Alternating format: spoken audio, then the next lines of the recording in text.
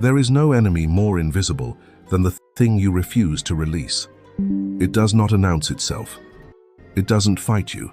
It simply waits, inside the grip, while you spend your energy holding the shape of something that has already changed. You feel it as exhaustion, as a weight with no clear source, as the strange tiredness that comes not from doing too much, but from holding on too long. Most people carry this their entire lives without ever naming it. Kenko Yoshida named it at 30 years old, and then he did something that no one around him understood. He was a senior courtier in the Imperial court of Kyoto, poetry that nobles read and passed to each other, access and recognition that educated men spent entire careers chasing. He shaved his head, put on monk's robes, walked out. His colleagues assumed a breakdown. His friends waited for him to return. He never returned. He spent the rest of his life alone, writing in a small hut outside the city. What he produced in those 40 years has been studied for 7 centuries. The subject was one idea, one truth so clear it had made his former life impossible to continue living inside. Everything ends. Not as a warning, not as a tragedy, as the most important fact about existence that most people spend their entire lives refusing to see. He called it Mujo, the Japanese word for impermanence. Nothing stays, not the career, not the relationship, not the version of yourself you have worked so hard to build, not the success, not the comfort, not the person you love most. Everything changes, everything ends. Most people hear this and tighten their grip. Kenko heard it and opened his hands. 6 principles from his life and writings. 6 ways to stop being destroyed by the one thing that cannot be stopped. Subscribe and let's begin. Who was Kenko Yoshida?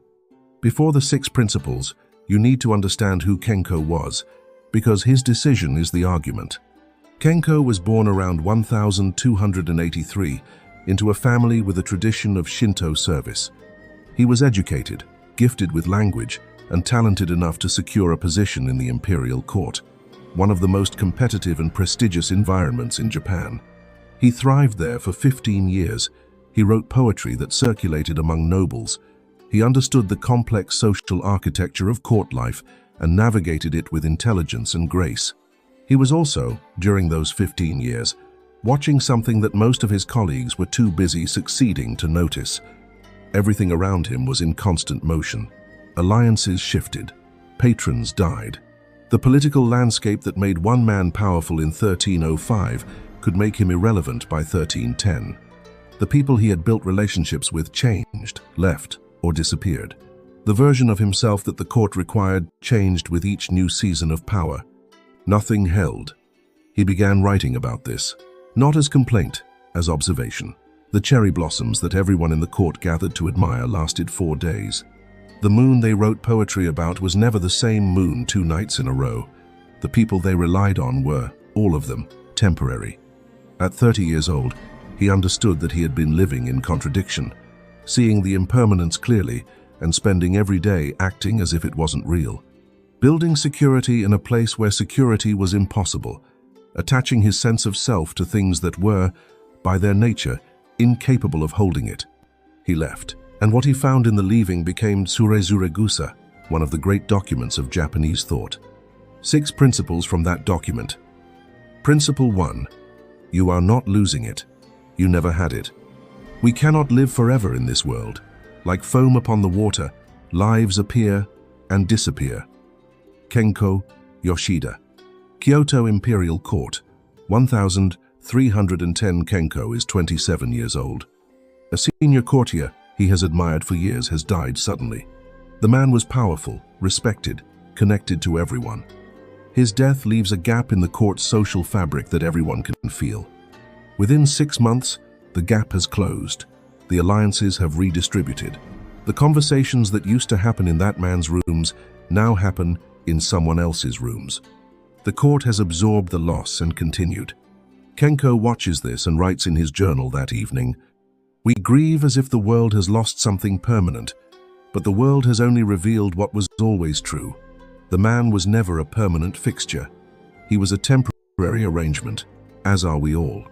This is the first principle, and it is the hardest one to receive.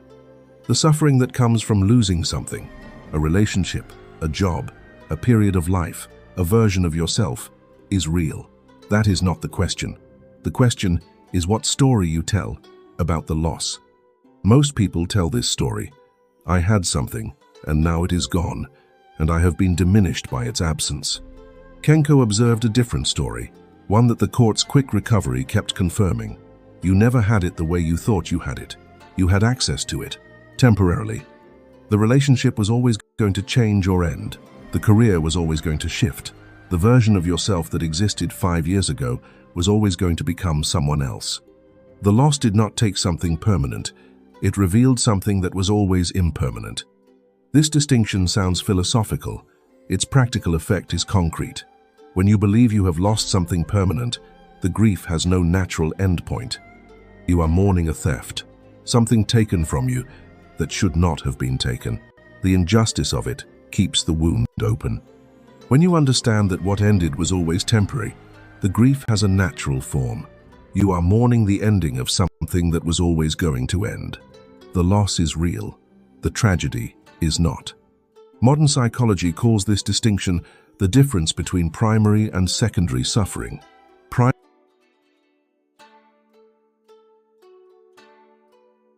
Primary suffering is the pain of the loss itself, real, unavoidable, appropriate. Secondary suffering is the additional layer of pain produced by the belief that the loss is wrong, that things should be different, that what ended should not have ended. Secondary suffering is optional.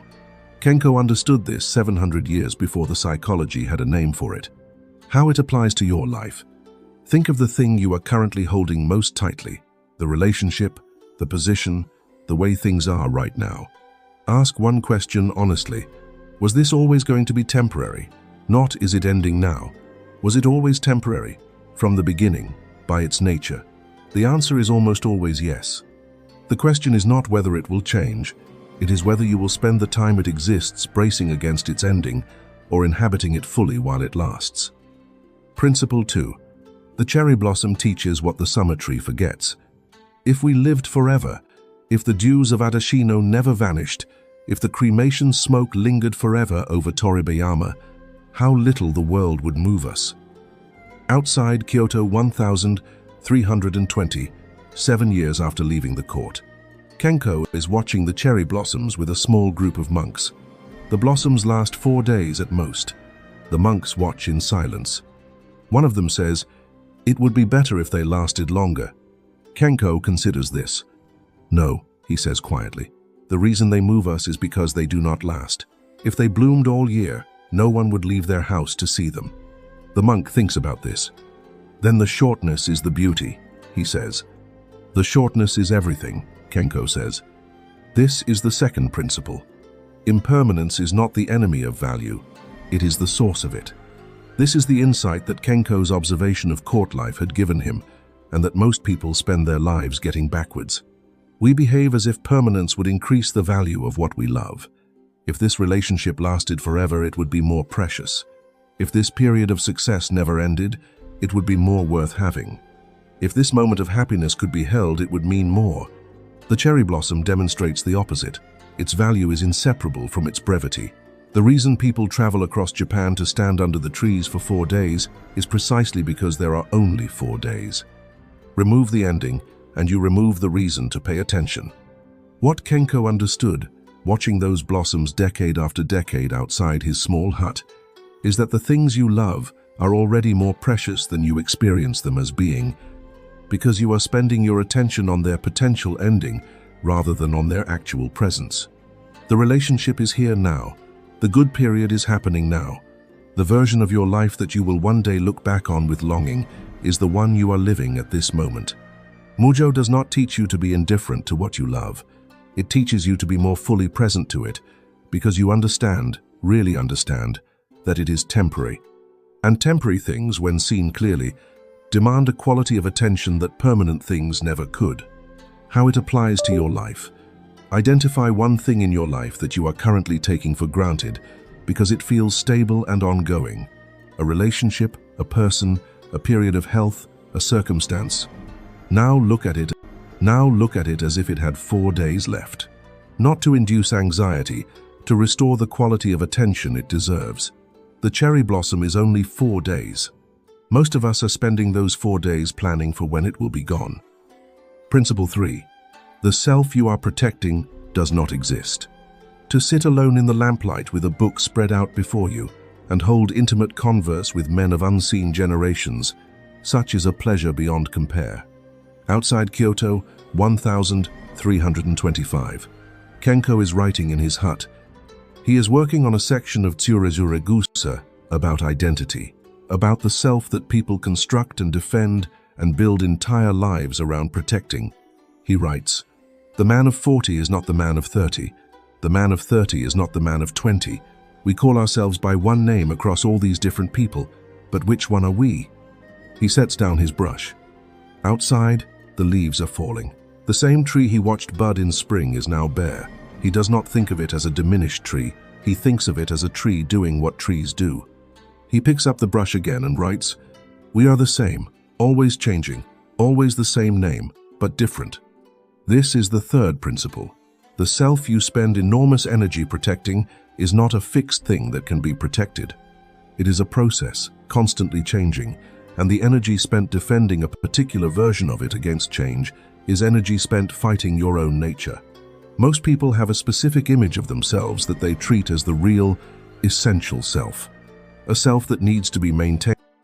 Circumstances threaten this image, whether through failure, aging, loss of status, or simply the passage of time. It feels like an attack on something fundamental. Kenko observed that this image is always a fiction. The self of 10 years ago and the self of today share a name and a body and some memories. They are not the same person in any meaningful sense. The self is not a fixed object. It is a river, always moving, always the same river, never the same water twice. Modern psychology describes this as narrative identity, the story we tell about who we are. Research consistently shows that people who hold their narrative identity flexibly, who can update the story as circumstances change, demonstrate measurably greater psychological resilience than people who hold it rigidly. The rigid identity does not protect you from change. It makes change more painful when it arrives. Kenko's escape from the court was, at one level, the act of a man who had stopped defending a particular version of himself. The courtier identity, the recognition identity, the stability identity. He released them not because they were bad, but because he had understood they were temporary. And defending temporary things against their nature is the definition of suffering. How it applies to your life. Identify the version of yourself you are most afraid to lose. The successful one, the needed one, the young one, the one that people respect. A man who had stopped defending a particular version of himself. The courtier identity, the recognition identity, the stability identity. He released them not because they were bad, but because he had understood they were temporary. And defending temporary things against their nature is the definition of suffering. How it applies to your life. Identify the version of yourself you are most afraid to lose. The successful one, the needed one, the young one, the one that people respect in a particular way. Ask honestly, is this who you are, or is this who you were at a particular moment, under particular circumstances? The version of you that exists right now is also temporary. You can spend it defending the last version, or inhabiting this one fully. Kenko walked away from everything that defined him and found something that could not be taken away. If this is giving you a new way to see your own life, subscribe. This is what this channel is for. Principle 4. Loss is the teacher. Comfort